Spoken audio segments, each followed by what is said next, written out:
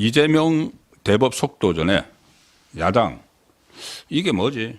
대혼란이 지금 일어나고 있다. 이게 의미하는 바가 도대체 뭐냐?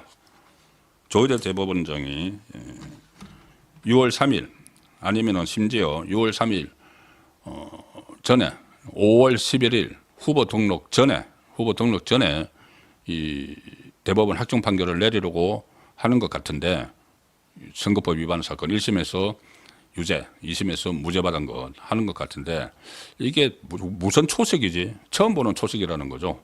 왜 지금 대법원 안에서도 술렁술렁 하고 있다고 합니다. 이게 도대체 뭘 의미를 하는 것이냐? 그래서 특히 진행되는 상황을 보면은 대법원 전원 합의체로 돌렸죠. 그런데 전원 합의체가 내일 다시 이재명의 공직선거법 위반 사건 상고심 두 번째 합의 기일을 엽니다. 보통 이 기일을 대법원 기일을 한 달에 한 번 정도 여는데 이거를 지금 3일 사이에 두 번을 여는 거죠. 그제 대법원 2부에 배당을 했다가 이것을 대법원장의 직권으로 이것을 전원 합의체로 넘겼죠. 조희대 직권으로 전원 합의체로 넘기고 바로 한 2시간 동안 첫 회의를 했습니다. 바로 첫 심리를 했습니다. 그리고 보통 대법원에서 한번 심리를 하면 그 다음 심리까지 한 달 정도가 걸리는데 지금 이틀 만에 두 번째 심리를 지금 내일 또 한다는 것이죠. 그러니 대법원 안에서도 술렁술렁하고 민주당도 이게 도대체 뭐를 의미를 하는 것이냐 이렇게 촉각을 곤두세우는 지금 상황이 전개가 되고 있는데 이틀 만에 본격 심리에 착수한 지 이틀 만에 두 번째 합의 기일을 초과로 잡으면서 대법원이 유력 대선 주자인 이재명 사건을 대선 전에 처리하겠다는 의지를 사실상 드러냈다. 자, 이런 언론들도 그렇게 보고 있습니다.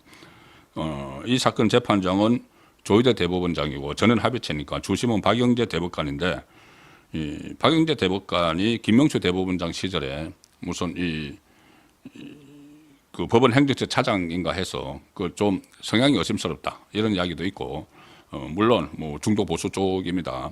물론 또 그 조희대 대법원장이 이거를 면죄부를 주러 하는 거 아니냐. 그러니까 지금 시기 문제를 먼저 정리를 다시 한번 해드리면은 시기가 6월 3일 대선 전인데 6월 3일 대선 전이라도 이게 어떤 또 다른 혼란을 피하려면은 5월 11일까지 선고를 해야 됩니다. 그리고 물리적으로 지금 가능합니다. 이게 1심에서 워낙 많은 오랫동안 재판했기 때문에.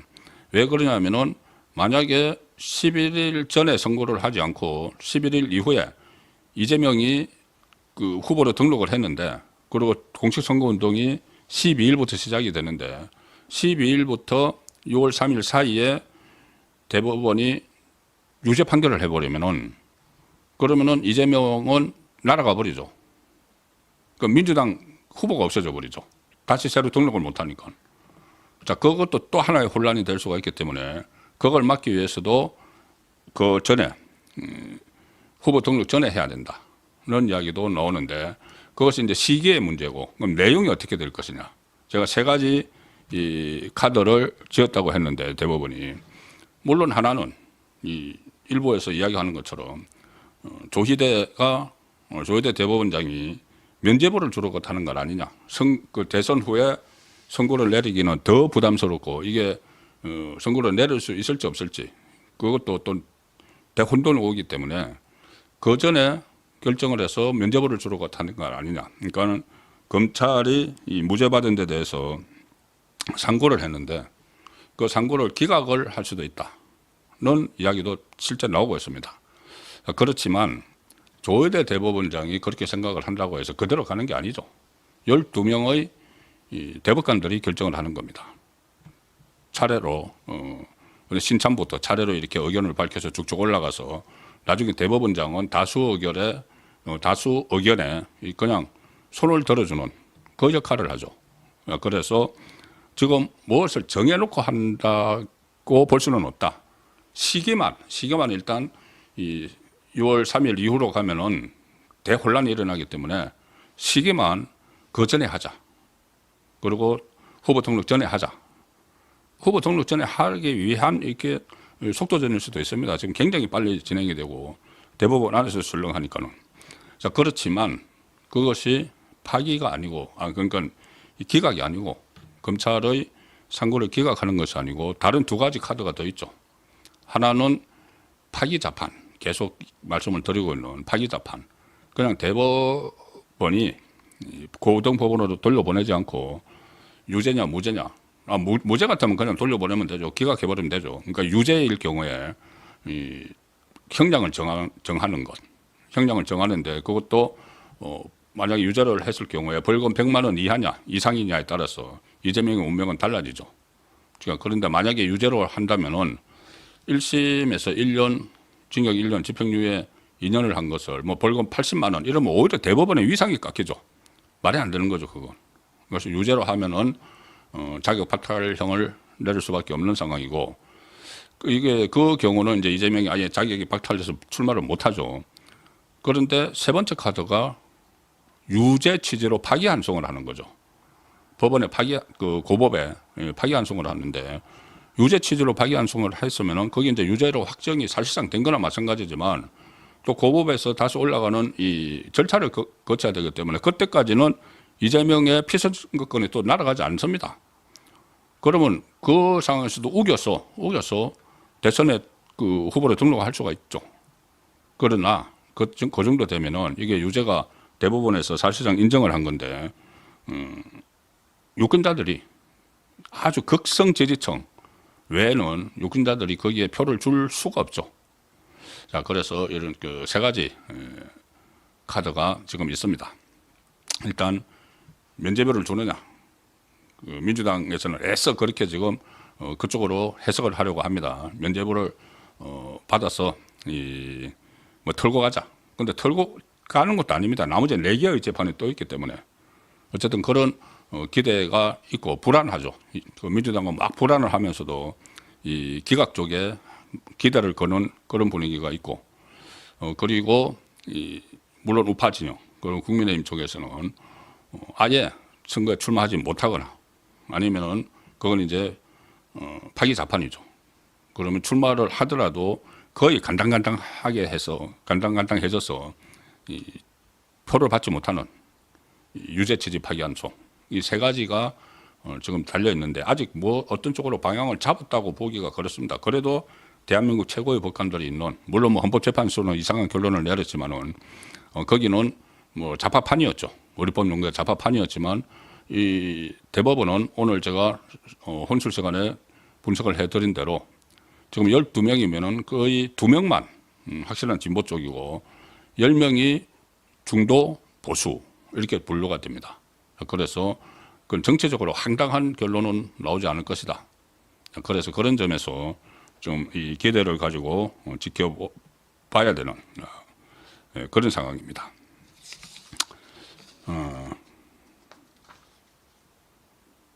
여러 가지 이제 시나리오들이 나오는데, 어쨌든 이 대법원이 유죄 취지의 파기환송 결정이나 그리고 파기 자판을 하게 되면은 지금 이재명은 치명상을 입게 된다. 이것이 대선의 핵심 변수 중에 하나로 급격히 떠오르고 있는 상황입니다. 국민의힘은 조속한 판결을 요구를 하고 있죠. 법률자문위원장 주진우 의원이 계속 본인이 페이스북을 통해서 이것을 강조를 하고 여론화시키고 있는데, 특히 대법원의 파기 자판을 요구를 하고 있습니다. 파기 자판을 해야지 확실하게 매듭이 되는 것이죠. 아예 형량을 정해져 버리면은 그것이 최종 판결이 되기 때문에 파기 자판을 강력하게 요구를 하고 있습니다. 대법이 파기 자판을 통해서 유죄인지 무죄인지 명확히 밝혀라. 만약에 이재명이 대선 후보 등록을 마친 이후에 또는 당선된 후에 대법 판결이 나오면 그 결과가 어떻든 간에 공정성에 대한 의심은 피할 수 없다. 어쨌든 무죄든 유죄든 결론 내려라는 겁니다. 저는 이재명이 이 말을 해야 된다고 봅니다. 이재명이 얼마나 대혼란이 예상이 되고 있는데, 이재명이 자기가 2심에서 무죄 받았으니까 1심은 유죄지만은 차라리 빨리 선고를 해라. 그리고 본인이 이 사건이 다 조작된 거라고 이야기를 하고 있으면 본인이 먼저 이야기를 해야 되는데 이재명은 여기에 대해서 침묵을 여전히 지키고 있는 그런 모습을 보이고 있습니다. 민주당은 이재명이 이제 침묵을 하고 있고 민주당은 이 대응을 자칫 잘못했다가는 역효과를 받는다. 뭐냐면은 대법원을 일방적으로 막 공격을 하면은 대법원이 괘씸죄에 걸릴 수가 있죠.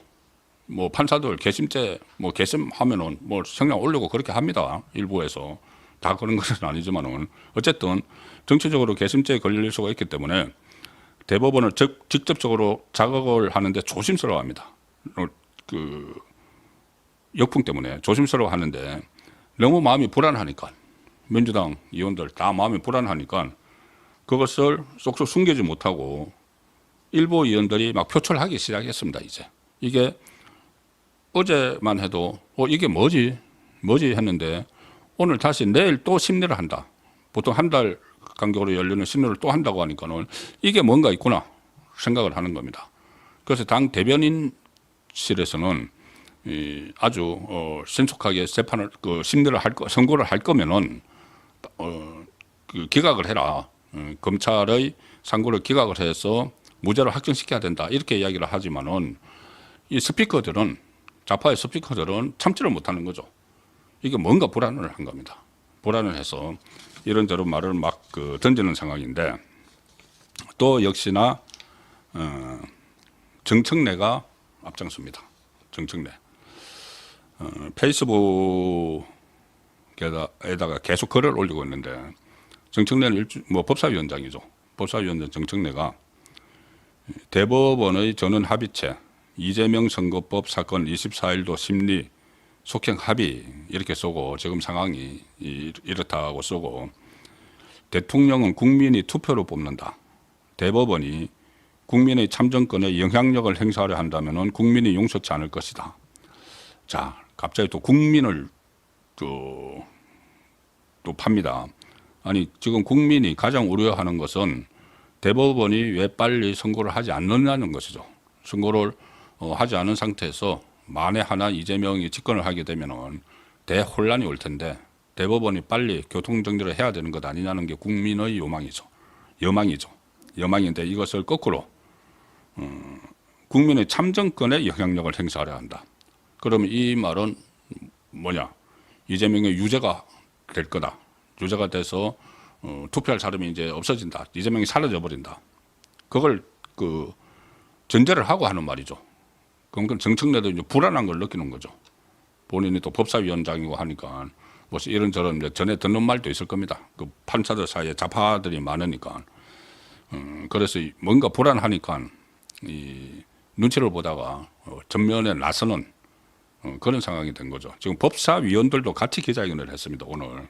그러니까 이게 법사위 차원에서 대법원의 기로가 심상치 않다는 것을 읽었다는 이야기가 되는 것이죠. 그리고 정청래는 대법원은 헌법 정신을 지켜라. 뭐 순천자는 흥하고 역천자는 망한다. 그러니까 헌법 정신을 지키는 것이 빨리 이 혼란을 방지하는 거죠. 그리고 순천자가 하늘의 명예에 순응하는 사람은 바로 이것을 혼란을 미연에 방지하는 겁니다. 이게 지금 정청래는 거꾸로 이야기를 하는데 이걸 말고 또 다른 글에서는 또 정청래가 이렇게 이야기합니다. 왜 제가 정청래 이야기를 자꾸 말씀드리냐면 법사위원장이고 이재명의 핵심 신복이고 그러니까는 전체 분위기를 어느 정도 좀 파악을 해 나가고 있다고 봐야 되는 거죠. 그래서 말이 점점 거칠어지는 겁니다. 정청래는 뭐 이런저런 이야기를 하다가 지금까지는 차분하던 사법부가 이상하다. 베리 스트레인지하다. 이렇게 이상하다. 이런 글까지 씁니다. 그러고 나서 정청래를 포함한 민주당 법사위원회 민주당 소속 의원들이 국회 소통관에서 오늘 아예 기자회견을 열었습니다. 얼마나 이게 불안하고 뭔가 심상치 않게 돌아간다는 걸 느꼈기 때문이죠. 자, 이렇게 이야기합니다. 법사위원들이 민주당 처음부터 전원 합의체 해부를 염두에 두고 소부 심리를 형식적으로 지나친 것은 그간 목격하지 못한 관행이며 예외적인 패턴이다. 깜짝 놀랐다. 뭔가 이상하다는 이야기를 계속하는 거죠. 국민은 법리적 측면보다는 정치적 고려에 의한 결정이 아닌지 의심하고 있다. 지금까지 633 해서 벌써 끝내야 될 사건을 1심에서 2년 2개월이나 끌었습니다. 법원이 그렇게 끌었습니다. 2심도 3개월 해야 될 거 4개월 끌었죠. 3심은 그토록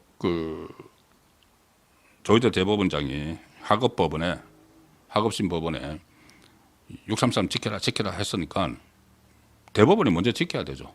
그러기 위해서는 이걸 신속히 끝내야 되는 겁니다. 그런데 이제 민주당 법사위 위원들은 이런 말까지 했습니다. 대통령 선거를 앞두고 원칙을 앞세워서 또 다른 항로 변경을 시도를 했다. 그런데 이 항로 변경이 아니고 항로를 제대로 가고 있는 거죠. 그리고 대선이 끝난 후에 선거가 나오는 그 혼란에 비교하면은 이것은 미연에 방지하는 차원이기 때문에 충분히 명분이 있다고 봅니다. 어쨌든 지금 이재명은 침묵을 하고 있고 이 부분에 대해서 어제 대장동 재판에 출석을 할 때 기자들이 물어봤지만은 역시 입을 꾹 다물었습니다. 본인도 상당히 불안하겠죠. 새로운 이 대형 변수가 하나 생겼습니다. 결국 이게 이제 어떤 결론이 나올지는 모르지만은 지금부터 지금 심리를 하고 있으니까 처음에는 이게 소부 3부에서 서류 같은 것을 다 챙기고 했죠. 3부에서 챙기다가 이제 2부로 갔다가 2부는 심리도 하지 않고 바로 전원 합의체로 갔기 때문에 다른 대법관들은 이 사건 기록을 아직 다 안 봤습니다. 안 본 상태에서 설마 이 대법관들이 아무 기록도 안 본 상태에서 다 같이 12명이 합의를 해서 이쪽 길로 가자고 하고 하지는 않겠죠.